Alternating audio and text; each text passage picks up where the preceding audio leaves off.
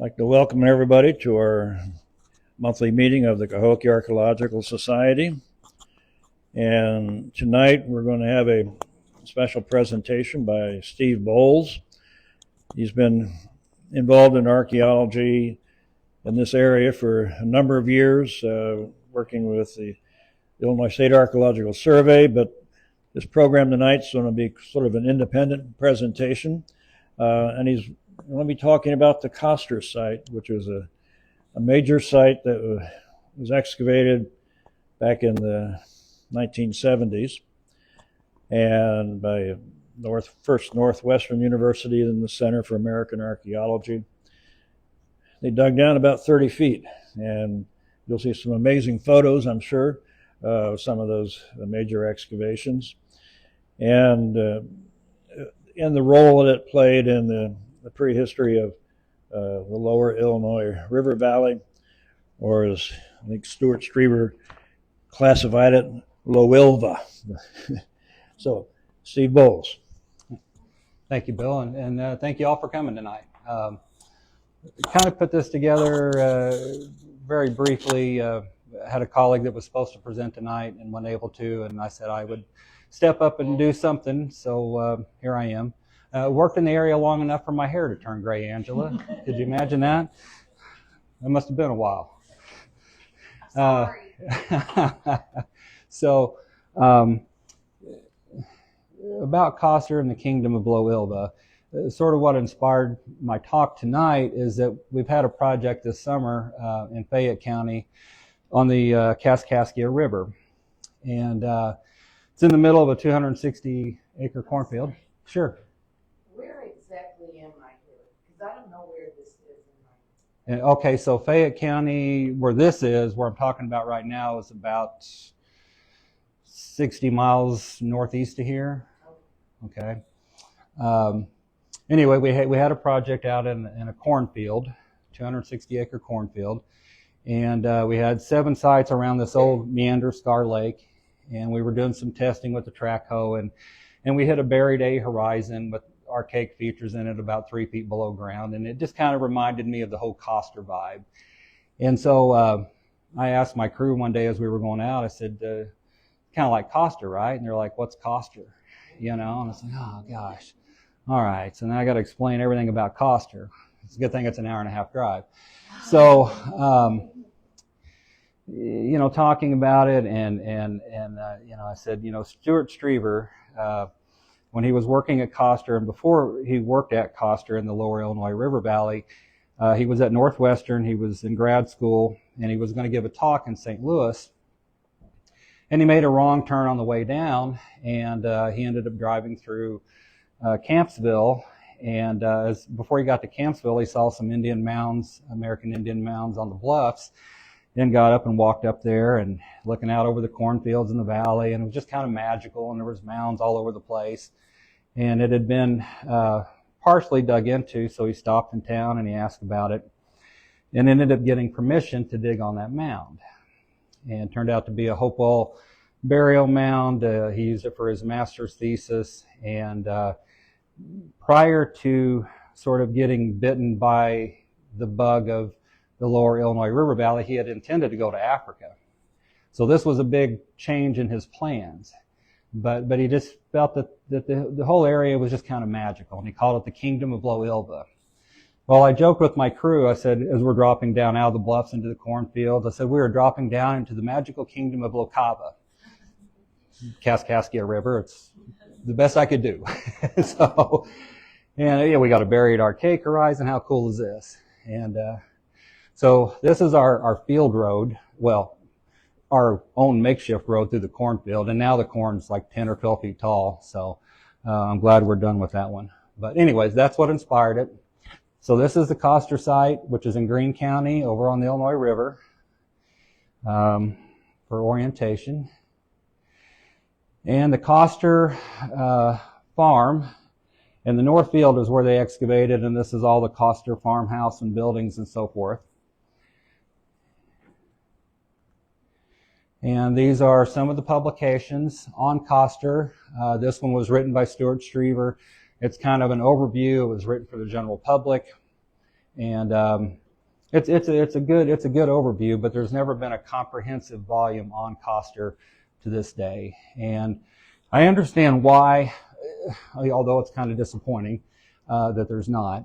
So the talk tonight is in part from information in these books, but also from interviews with people that work there. So hopefully I'll have some things for you that you haven't heard or know about Koster.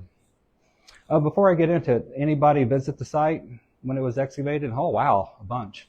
Anybody dig there? Really? Oh, wow, what year? 73 and 74. No kidding. And your name? Linda. Linda, we're going to have to talk afterwards.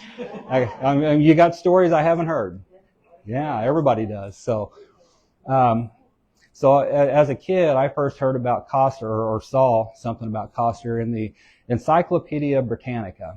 My folks got a set for me, and then once you got a set, every year they would send you a volume with the highlights of that year. Well, somewhere in there, 73, 4, 5, was a spread about Koster, and this picture was in there. And as a 9, 10-year-old, it really fueled my imagination of this idyllic village at the bottom of the Illinois River bluffs, and where I grew up, we had bluffs that were maybe 50 foot tall, so in the flatland. So I was really sort of entranced by this whole Koster landscape.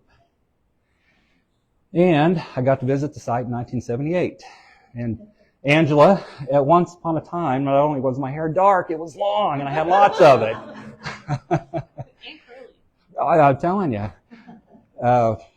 So anyway, this is what it looked like when I was there. That's not my picture, but 1978.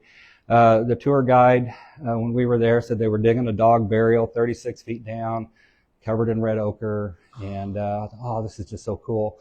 I wanted to dig there, but you couldn't just walk up and help out, but I sure would have if they'd have let me. This old stone house, you'll see this in several pictures. It's very iconic. And so last weekend, my wife and I, we hopped in the car and we headed up to Koster. So this is the Koster farmhouse, still in great shape, standing good. The old stone house that you see here, this is Mary and Theodore Koster, or Teed as they called him. Here's the top of it sticking out of the jungle. Looks like a Incan ruin sticking out of the Amazon or something. They've let it go and it's all grown over. It's just so sad to see it like that. So this little red shed is this, and the dig was right back here against the bluff line. So, how did Stuart Struever end up picking the Koster site? Hundreds of sites in the Illinois River Valley, and the Kingdom of Lowilva covers around 3,200 square miles according to Stuart's map. And so two guys were very influential in that. One is Alec Helton. He was a neighbor to the Kosters, and he collected the farm fields for artifacts. And he was friends with Stuart, and he kept telling Stuart, "Oh, you got to come over and see the Koster farm. You need to dig there." Well, Stuart just kind of pushed him off. Greg Perino, also working in the Illinois River Valley, was excavating some burial mounds above Koster in 1962, and Stuart was there visiting. And Greg told him, it's like, "Stuart, down in the valley below us, behind the Koster house, is a spring-fed creek, and I guarantee you there's buried cultural deposits there. You need to dig there." And again, Stuart just put it in the back of his mind. Well, Mr. Helton kept on after Stuart, and finally in 1968 he got Stuart to agree to go out there and walk the tall corn and look for artifacts. Well, they found Jersey Bluff pottery, which Stuart was interested in the Jersey Bluff culture, and some other stuff, and so that stuck in his mind, and then he started remembering what Greg told him. So in 1969, at the end of the summer, he told his students, "Pack up the gear, we're going to go dig for a couple weeks before school starts." So they go up to Koster, and they put in a shaft unit, 6 foot by 6 foot, went several feet down, found buried horizons just like Greg had said. And Greg had actually put a test unit in by the spring in 1962 and found middle archaic Godar points several feet below the surface. So Greg dug over here, and where Stuart excavated was in this cornfield to the north of the farmhouse. So for you who maybe knew Stuart, there's just some pictures and some different comments that people have, made about his personality or about what he was able to accomplish. The little book over there on the side is what I had as a kid. It was the paperback version to the book we saw earlier. And, charismatic, developer mindset, pioneer of multidiscipline approach. And the Koster dig was a great tactical exercise with all the unique challenges that they faced and were able to overcome, but it wasn't necessarily strategic. There wasn't a grand plan in mind. And that's sort of an unfair criticism, just simply because I don't think anybody, Stuart or nobody else, knew what he was getting into until he was into it. And so you do the best you can, I guess. And I think he did a great job. Sort of to back up a little bit before we get to Koster. Koster is actually ongoing at this point, but Stuart had a adult field school in 1972 that Mr. Kinsella was a part of. And all his pork chop sideburns and cowboy hat glory. and I wish he could be here tonight, but I talked to him and I know he couldn't be here, but I was hoping he would be here to face a little poking for that picture. But so just a couple of pictures. Stuart put out a pamphlet on the adult field school that first year to use as a enticement for other people. And this guy was there, Vern Carpenter, and he was also a Koster. Did anybody know Vern? Yeah. You knew Vern. Great guy? Yeah. Yeah, everybody loved him. Yeah, that's what I heard. He was kind of referred, or was kind of the unofficial grandpa or pappy for people. And Larry told me that, of course, during that time, there were some hallucinogenic drug issues and that kind of thing floating around. and that Vern was, the kids would confide in him, and he kind of helped straighten out a good number of kids that were in need of some guidance. So I wish I could have met him. It sounds like a great guy. So this poster showing sort of how Koster was formed and the different horizons and the age. I got that poster when I was there in 78. And so it's been described as sort of a layer cake of occupation. And then since it was at the base of the bluff, when people left, you would have slope wash that would come in and bury that living surface. And then when people came back and stayed there for a while, this just kept being repeated over thousands of years. So the light color is your sterile slope wash soils, and then the dark bands are your cultural horizons. So just a side story, but might as well throw it in there. Sophomore year, speech class. The longest speech we had to give was 3 to 5 minutes. And of course, everybody's petrified of public speaking. And most kids would hit the bare minimum and kind of milk it till they got to the 3-minute mark. And, well, I'm done. Thank you, and sit down.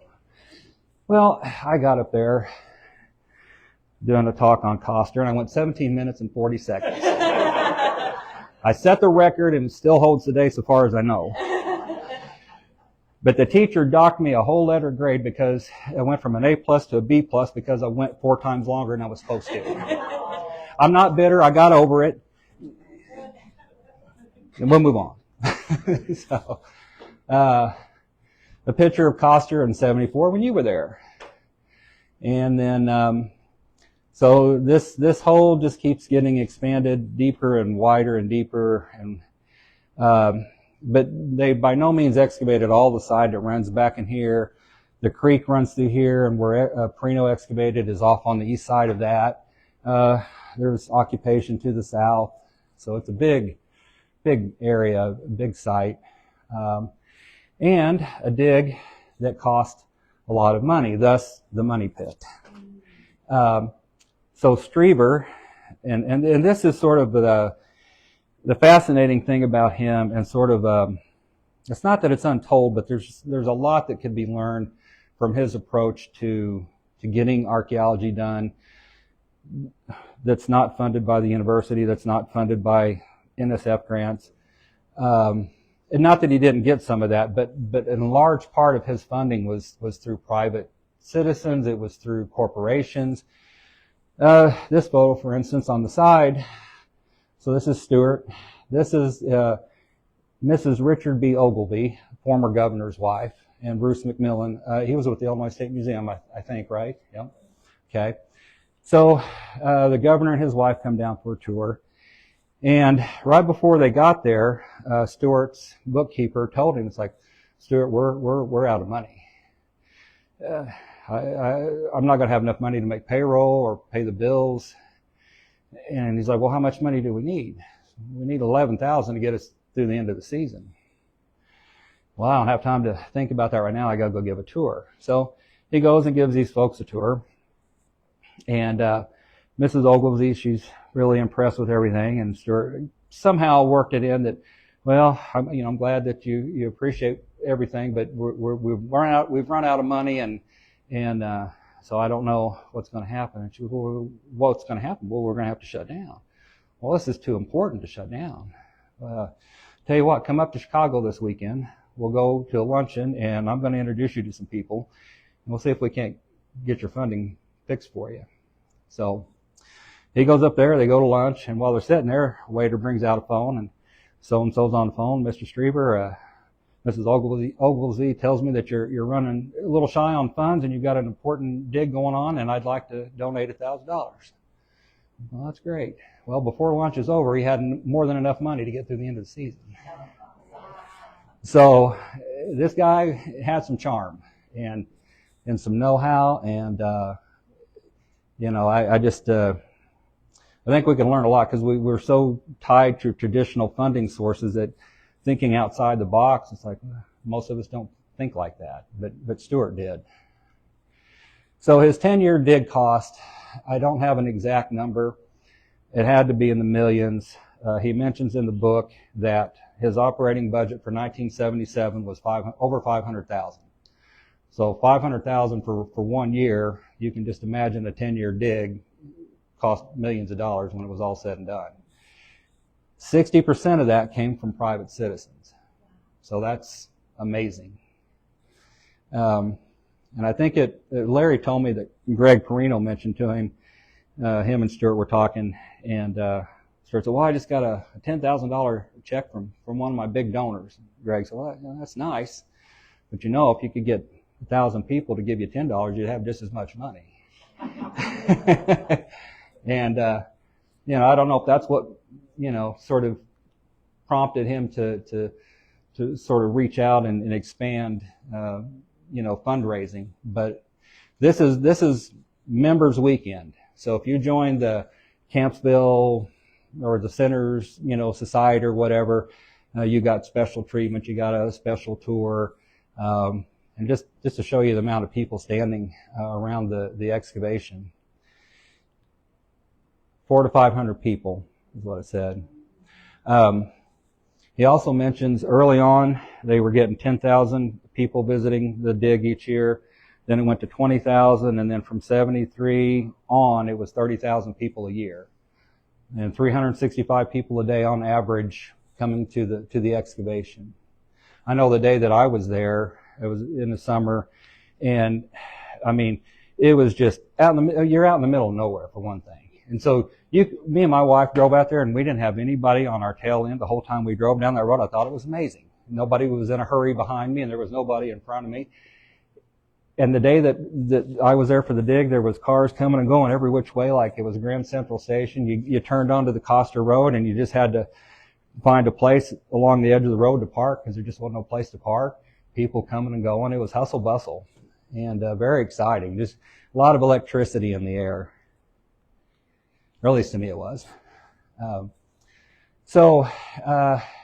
One of the things, the innovations that he touts as having come from this was actually before Koster, when they were working in the Illinois River Valley, they developed this flotation process for getting the botanicals, stuff that you can't hand collect.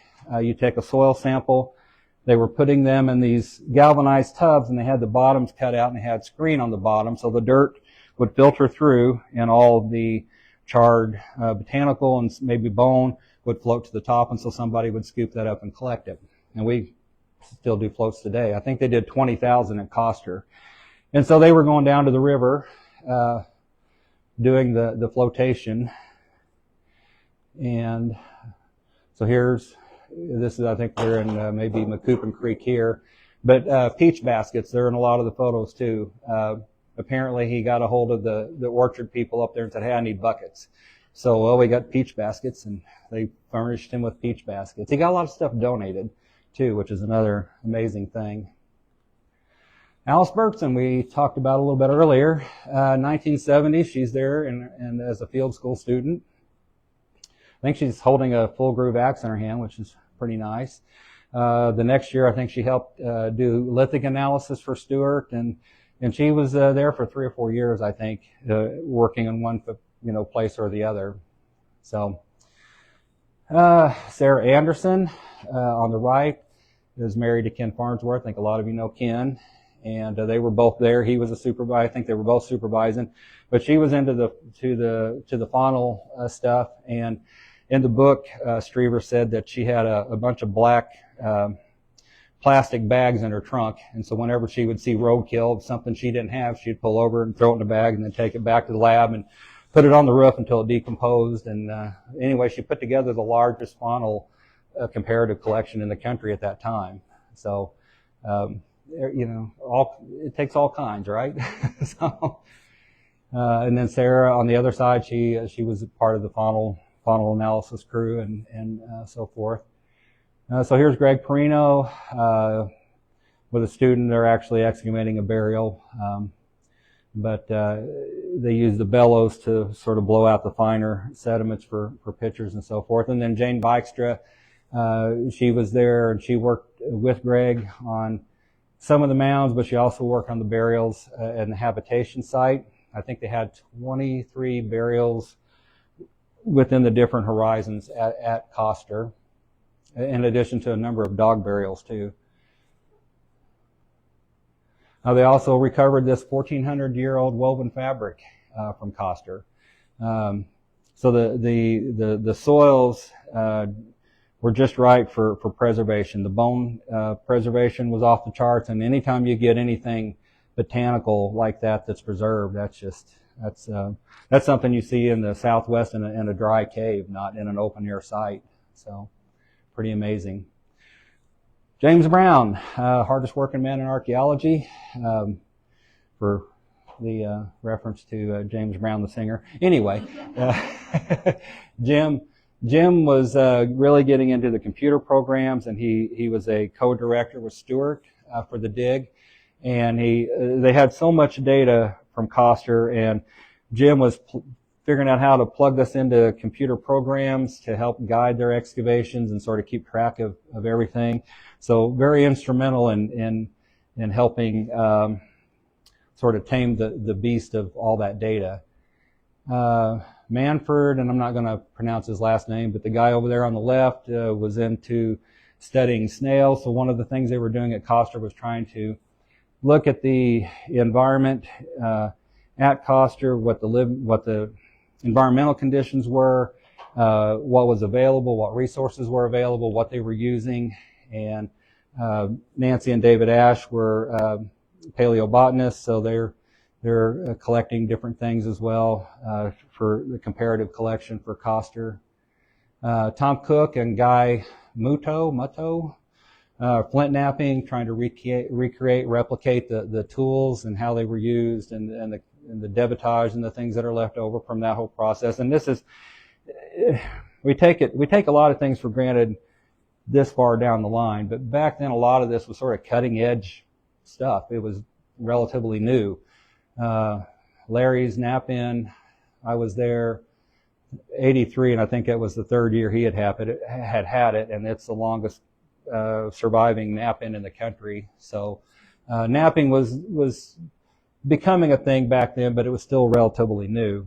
So Struever and Ken Farnsworth, circa 1970. The days when you could dress for the weather. I miss things like that, but you know, it was hot this summer where I was. I was in the middle of a cornfield. There's no air. There's no shade. Yeah. But anyway, you make it. I might have had a heat stroke or two, but it'll be all right. This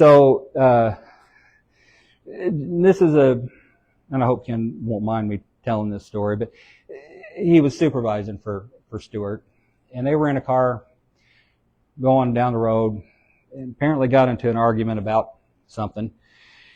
And Stuart got so mad he just pulled over and told Ken to get out of the car.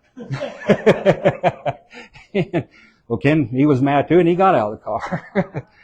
And he's walking down the road, and about 10 minutes later, here comes Stuart barreling back, spun around, get back in the car. You know, so anyway, stories like that. That's what you don't read in the books, but it's kind of fun.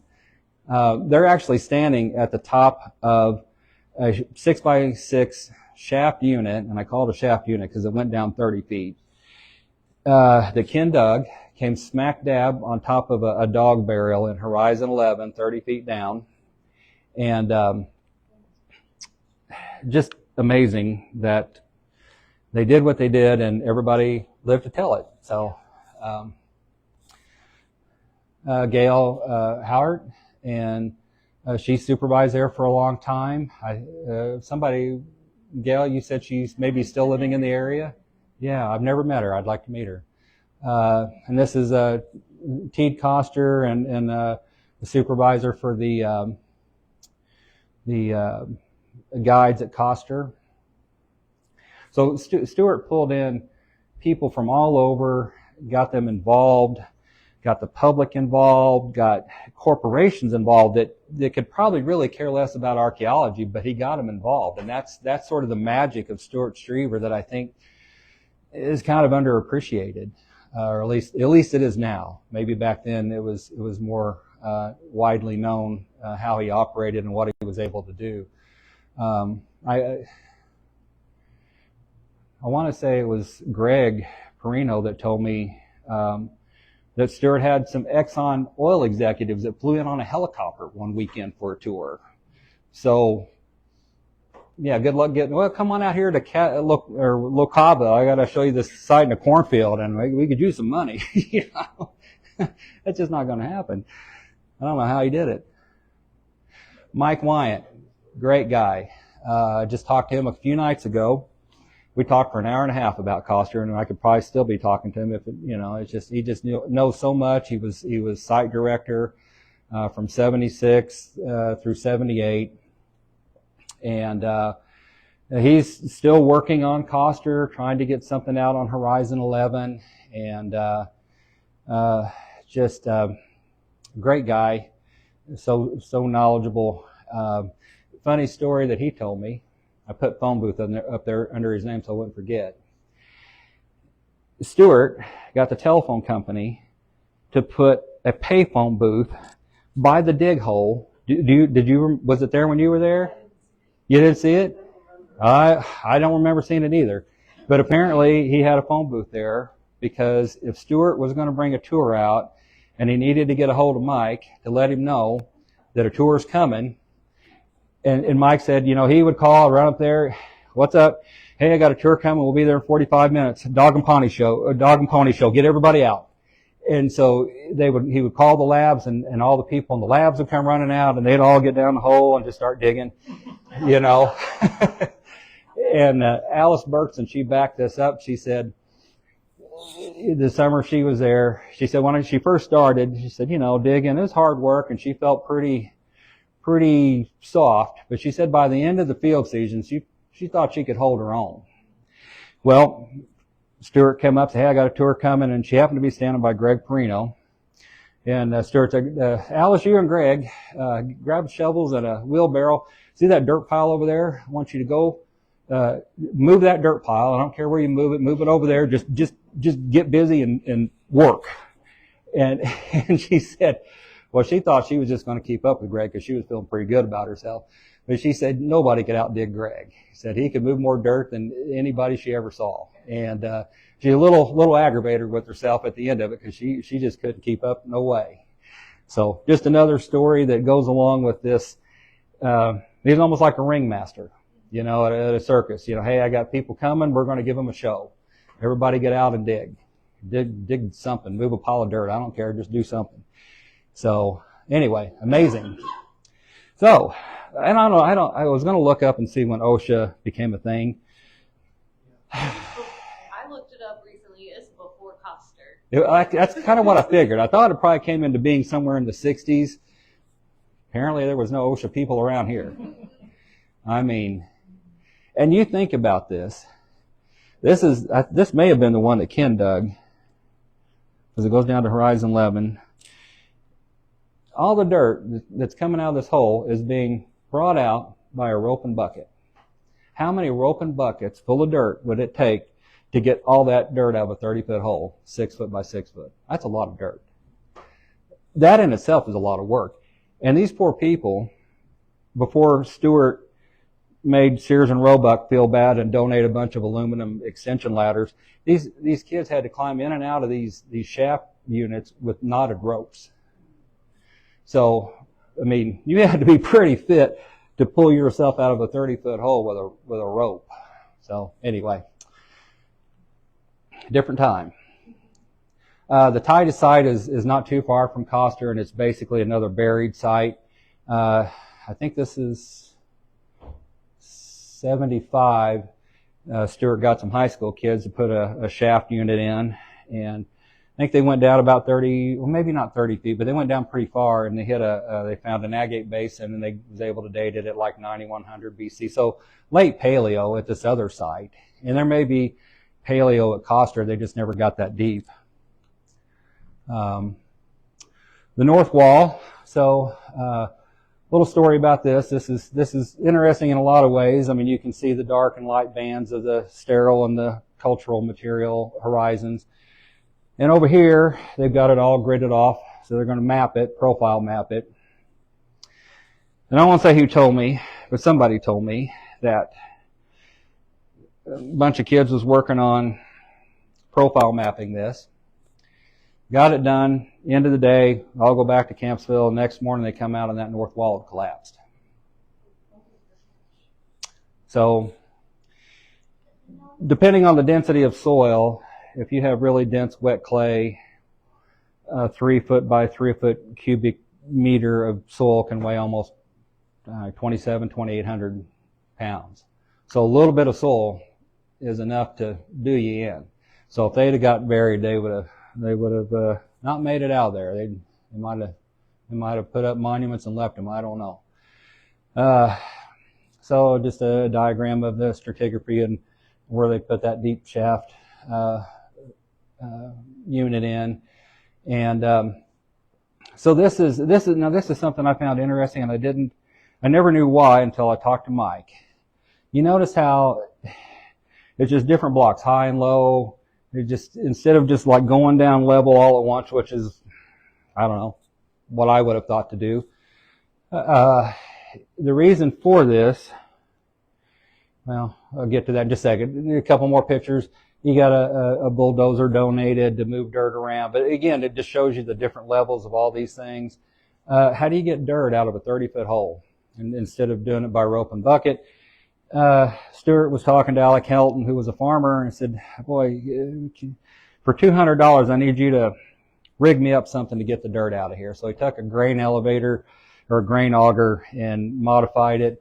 And then this is a later version, but so these are screens that they're screening dirt through, and I think Perino came up with the backboards. So when these people are excavating, they're throwing the dirt towards the screen. If you misjudge your throw, you hit the backboard, it'll bounce down into the screen, you don't lose the dirt. And then underneath it is this conveyor system, and you can see the big pile of dirt up there. So it just falls through the screen onto the conveyor and out of the hole. Pretty ingenious. Mike said they went through a fortune in black plastic alone, just trying to protect the sides, keep them from crumbling, the rain, the weather. And again, you can see the conveyor systems, and here's a big pile of dirt over here. This is actually a walkway down. I'm not sure, that may be. Out of the floodplain? It was at the base of the bluff. So, yeah, I guess technically it's more floodplain than not, but it's right at the base of the bluff on an alluvial fan. And, but yeah, the Illinois River is just, you end up, well, the river has shifted back and forth across that floodplain. It's fairly far from the Koster site now, but at one time it probably snugged up against it a long time ago. Again, the conveyor system is pretty neat. A bunch of farmers gave him old tires to use for weights to try to keep the plastic from getting ripped apart. Another view of the whole setup. And that's in '76, so it got quite a bit deeper after that yet. And there's the old stone house in the background, lost in the jungle. Oh, okay, so here we go. So in digging those units the way they did, Mike explained to me that your first one, if you go down pretty deep, and you've got to remember that they're on the slope right below the bluff. They're not on level ground. They're not on flat ground, so they're on a slope.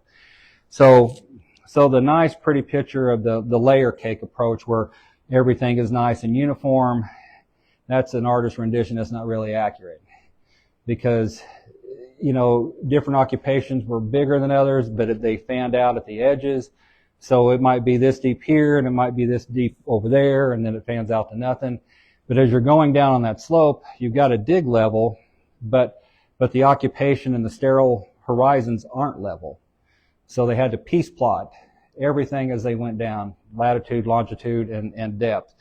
Because at the back end of your wall, you've got a horizon, say 1 at the top, and horizon 1's over here, and it's pretty thin, and it's much thicker over here.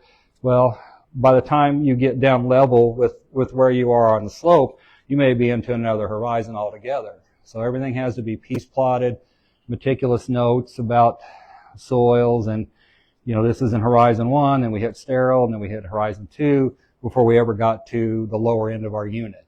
And so those shaft units guided how you excavated the block next to you, because you're looking at the stratigraphy in both walls on the high and low side. So anyway, pretty complicated.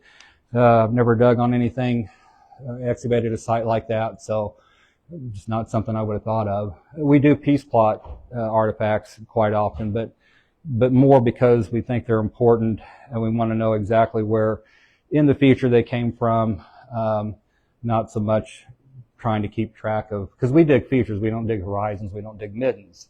We go in with a machine and scrape off the plow zone, and the features show up and you dig the feature. So there's really no reason for us to piece plot everything to the extent that they did. Does that make sense? Kinda, sorta, maybe? That's how it worked in my head after he told me. So anyway, I may be misrepresenting his explanations, but I tried. Archaic houses. This was unique at the time. I don't know that anybody has found some since, or they probably have, but these were certainly maybe the first reported. Middle Archaic in Horizon 6 and Horizon 8, and then Early Archaic in 11. This is supposedly a diagram of a house, and the floor of the house is sort of checkered. And then he's outlined the pulse molds to a house. That's Tom Stiles. And some artifact pictures. I was going to try to avoid those, but here they are. So there's not too many publications with some pictures. But anyway, I just wanted to show some of the stuff. So this is obviously a Cahokia point that's Mississippian. There's some Jersey Bluff sherds below it. Whitehall and then Jersey Bluff. On the right side is black sand, which is early woodland. And then there's some terminal late archaic Marram points above that. Horizon 4, I believe, dated to the late archaic Titterington phase, where you get Etleys and Wadlows. Horizon 6 has so one thing about the computer is they could see 13 horizons as they were excavating, but the computer was able to break down all the different data and say, no, there's actually 26 horizons. Some horizons had multiple occupations that you couldn't necessarily visibly see when you were excavating it, but you got different point styles and different markers. And so Horizon 6 was very deep. I think it was the deepest. And so you got Karnak points, you've got Matanzas points, you got Godar points, and you got Helton points. So you've got different groups, slightly different in time. Some of the stone tools, axes, and plummets. And I remember seeing that axe. That thing was big. It was in the museum when we were there a long time ago. That thing had to be a monster axe. I don't know who swung it, but bone preservation, engraved bone hairpins, fish hooks, all kinds of bone tools. So this is the fun part. Life in Campsville, 1970, 70 through 78. So, I mean, when you read Stuart's book, I mean, everything's on a shoestring. He rents the worst houses he can. Some of them are so bad that the owner won't even charge him rent. He just, like, if you want to live there, knock yourself out. No running water, outdoor privies, outdoor showers that you have to make yourself. Pretty Spartan living. And so when I was talking to Alice, she was there in 1970, and she said, "Oh, it was just a magical time." But said we were just so poor. We were living in houses with just nothing. And said hardly any of the kids nobody had a car back then. Kids today, everybody's got a car, but back then, very few people had, especially kids, college kids had a car. And so she said, for fun, we would go ride the ferry. And then we wanted some more fun. We'd ride it again. It's like hard times. What do you do for fun? Well, let's go ride the ferry. And we did that yesterday, So, just some sort of remarks and comments. And then this one I thought was funny. Stuart remarked that using the outdoor shower, that he looked over the stall of the homemade shower and he thought how lucky he was that he could watch the corn grow while he was taking a shower. So I thought that was pretty good. Apparently the meals got noticeably worse as the season wore on and money was running out. And he mentions this, and I'm kind of shocked, but they liberated corn from cornfields for meals. And apparently there's a 10-day window on field corn that's not planted for human consumption, but there's a 10-day window when, if you know when to pick it, it's soft and it's sweet and it's edible. And so apparently, did you get on any of that? You're gonna say, huh? I don't blame you. Did you? So apparently you could do that, and they would go, and Stuart would go off into the cornfield and just throw out ears of corn, and they'd be out on the road picking it up and throwing it in the back of the trunk, and off they'd go and have a picnic. So, and church dinners, if there was a church dinner anywhere within driving distance, they would all just pile into whoever had a car and head off to a turtle soup dinner or whatever was being served. And then a lot of people felt sorry for they called them Archies, and so they were always bringing over fruits and vegetables and stuff out of the garden and trying to take care of them as best they could. The Costers got to where they started planting bigger and bigger gardens just to feed the kids. They would say, "Oh, well, we got more than we can eat. Why don't you guys take this home before it goes bad and eat this?" So anyway. Mike told me when he was site supervisor, they had pumps because they were in the groundwater. And so they were constantly pumping water out. Every time it rained, you had to pump the water out. The deeper you got, you had to pump the water out. And the pumps just couldn't keep up. So he said if he heard a thunderstorm roll through in the middle of the night, it'd wake him up and he was just worried sick. He'd hop up and grab one of the other supervisors and they'd drive over to the site just to make sure the pumps were running, and things that we just don't think about, but that was life. And then of course this was during the Vietnam War, and I heard people said that a lot of the young guys were worried to death about being drafted and so forth. So just to place you back during that time. So I heard that, with the north wall caving in, and then there were some other cave-ins, but again, nobody got hurt, at least from a cave-in. And I was told that you could poke, when they got down deep, that you could take your finger and poke a hole in the wall, and when you pulled your finger out, water shot out. That ain't good. That's no good at all. That's when stuff starts liquefying and the whole thing falls down. So anyway, pretty amazing. Charismatic guy, but apparently people had kind of complex relationships with him. Some people loved him, some people maybe not so much, but that's often the way it is. Alice said there was a family up at Root House that threw a picnic for the students at the end of each season, and then the staff and so forth. Just the kindness of people really left a mark, at least on her, and she really appreciated it. Said Teed and Mary Koster were the same way, just so kind. They had a tin cup, I think, hanging in the back that they would hand to whoever was close by. Hey, get you a drink of water. They had that spring was an artesian spring, and it was just the best water ever. And let's see. Well, and according to one person I talked to, they said digging at Koster, they were like frozen in time, and it was just a fabulous time. It was a magical time, and nothing in their career after Koster ever held a candle to it. It was just, Summer camp. yeah, I guess so. Yeah, there's always that magical moment in your youth that that's just where you want to stay. And so anyway, I just to give you some insight into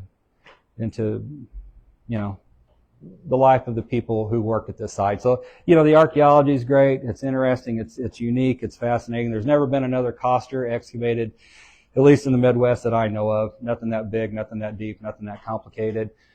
And probably never will be, given how much it would cost in today's dollars. But and it was magical for me too. So I get what Alice was saying. And so in closing, I don't know how long I've been blabbering. I'm sorry if I went too long.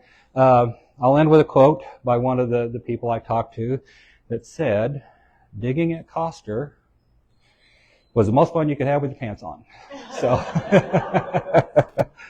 So anyway, yeah, thank you. Thank you.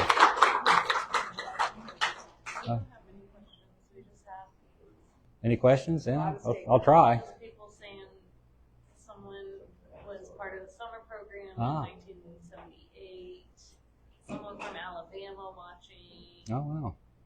They said Alice is a member of the East Central Illinois Archaeological Society. Someone's sister excavated. So where are these artifacts? Are they? I believe they're at the Illinois State Museum. Mike Wyatt's got an office there, and he said he's been packing this stuff around for 50 years and trying to get something done with it. And apparently he's the only one holding the torch for Koster. All the people that went through Koster, and we would know a lot of them. If we had a roster that we could look down, we'd recognize a lot of names. People that went through there and have went on and had a career someplace else, and nobody came back to do anything with Koster, so it's still kind of sitting there. What was that time frame again? 69 through 78.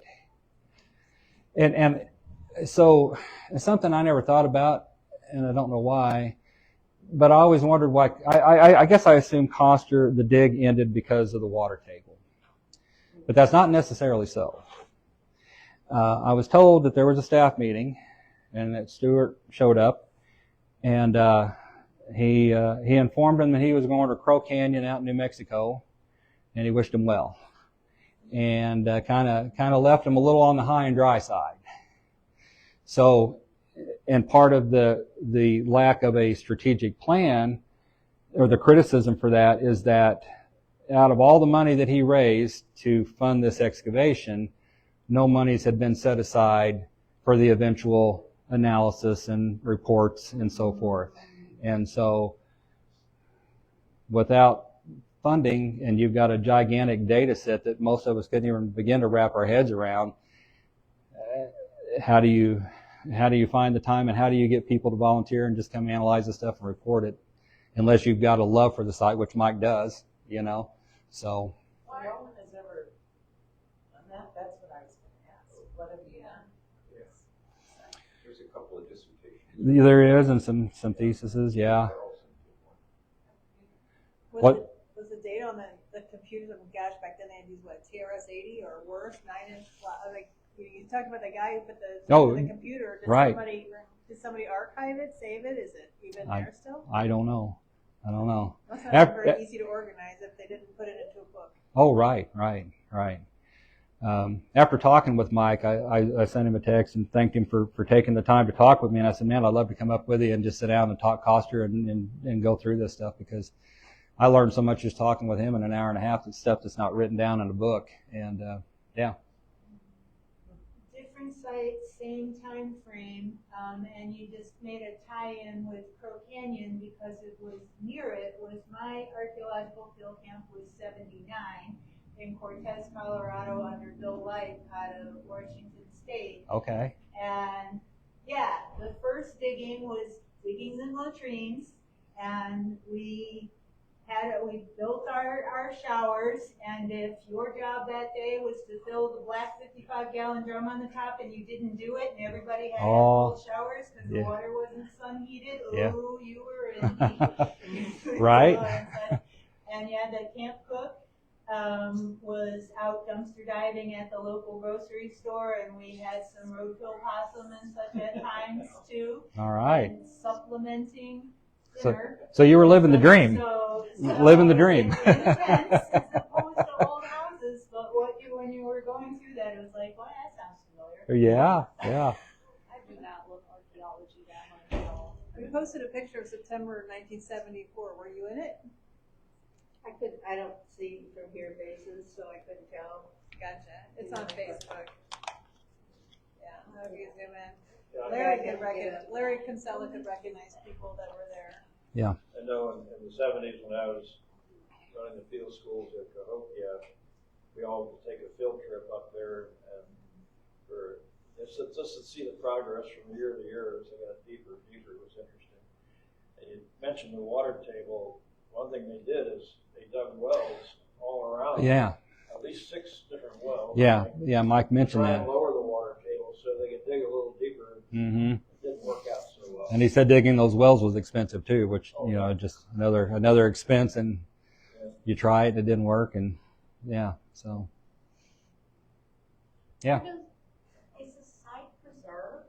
Well, in essence, it is. It's not being farmed anymore, and it's all filled back in. Yeah, it's all filled back in, and it's I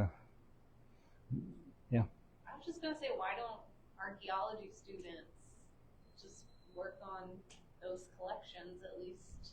Yeah. They're doing. When I was there at Chickalisa, Mhm. Chickalisa's the same. They just dug and dug and dug, and nobody did anything. Yeah. And the grad students, that's what they did. Oh, It was yeah. just documenting. Yeah, but you got to have a professor that's going to lean on you. It's like, yeah, I got an idea for your thesis. Here's what you can do. I've been meaning to do this for the last 20 years, and you look like you just want to do this, And if you don't have somebody to do that, it don't get done. And Mike's. And the volume of material. Yeah. You're dealing with. Yeah. Oh yeah. It's, A lifetime. yeah. 2 lifetimes. So let's say they started that dig this year. hmm How would it be different from what it was 50 years ago? Well, OSHA standards would be first thing that comes to mind that we would adhere to. Nobody be digging a 30-foot deep hole and climbing in and out on a rope. That's one thing. The shoring and. Even when we dug out at East St. Louis. Oh yeah, we still had to step it. All collapsed. Yeah, we had to. One collapsed right in front of me. Yeah, you have to step every. There's standards. However far you go down, you've got to step it back so much, and then you just keep.